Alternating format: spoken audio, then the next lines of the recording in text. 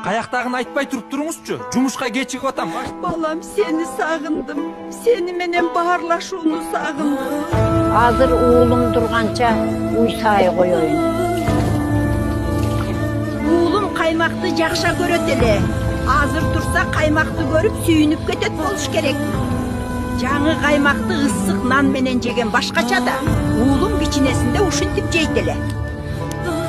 Уулум, кел чай ичип ал. Каймак тарттым, нан бышырдым. Каяктагын айтпай туруп туруңузчу. Жумушка кечигип атам. Машинамдын ачкычын таппай атам. Таап берсеңиз боло. Мына балам, машинаңдын ачкычы кечинде эртерээк келесиңби? Дагы баштадыңызбы, апа? Жумуш бүткөндө келем да.